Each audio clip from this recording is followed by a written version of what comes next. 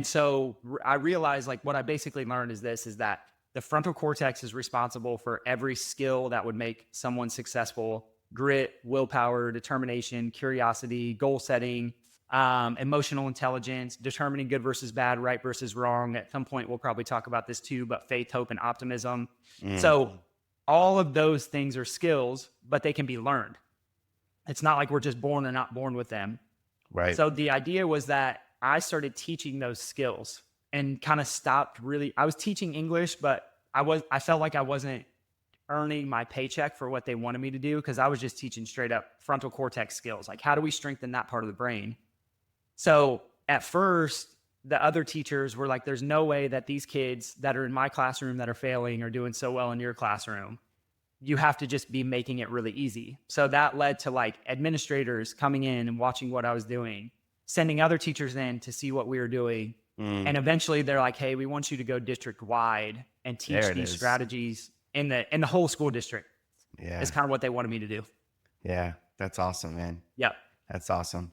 So would you say then, your love for teaching, because I feel like you do need a love for teaching, especially to be as successful as you were. And then your kind of aha moment or your newfound knowledge of the frontal cortex and why everything kind of went back to that. And do you feel like uh, kind of the two, that potion or whatever you want to call it, that recipe is what kind of edged you into chiropractic? Like, yeah, where did that, how did that happen? Yeah. So what I realized is like, if I was teaching kids a set of skills, but they were stepping back into an environment where their parents, so I taught in a very urban school district. And so we had a good mix, but low socioeconomic status. Um, I realized that like if kids are stepping back into that same home environment that's probably stressful, probably not eating super clean, then the only way, in my opinion, to truly make change was to be able to teach whole families the principle of how the body heals itself, how the brain is responsible for success, how we can set the internal environment up for that success. And so for me, it only made sense is like I could teach the kids this all day long and we would get good results over the course of a year. But my question was like, if we could teach whole families and I could adjust these kids versus just my teaching strategies, how Mm, much more quickly could we get results? yeah. And dude, I have so many case studies from my office to prove out that theory of like kiddo not being able to read and 3 months later reading, and then now taking care of them like 7 years later, they're top of their class, like crushing everything, That's amazing. where they were diagnosed with some learning disability or whatever. And that was just how it's going to be with the IEP and all this stuff. So like a Sure. lot of my theory when I was teaching and I didn't fully understand chiropractic, Yeah. it's all proven to be true over the last 7 years of being a chiropractor. When you started out in chiropractic, it was more of a traditional kind of chiropractic model, and then you shifted to a neurologically based approach, right? So we kind of touched on that a little bit. If we can get into that a little bit, like what sparked that change for you?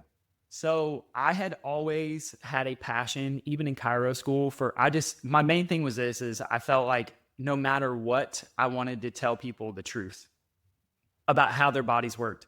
I didn't care how hard it was going to be. And I didn't care whether the explanation was going to be easy or how much science it took or whatever it was. I just had this like kind of internal desire. I want to tell people the truth. So Hmm.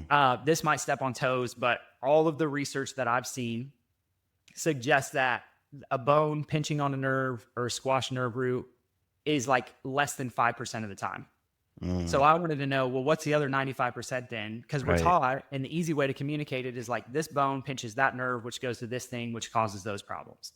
Sure. But if the research said that that's not true, because the studies that they did were all in bodies that had been embalmed, meaning they had no fluid in them, I'm like, what's the different explanation? So that led me down while I was in chiropractic school, this whole idea of like disafferentation and the nervous system and how the adjustments affect the prefrontal cortex, but I didn't really know what to do with that. I was just kind of on this like wandering journey of learning a whole bunch of cool stuff. Mm, So I get in practice and I had like half of my practice in the beginning, they were cool with being pop cracked, like pretty standard approach.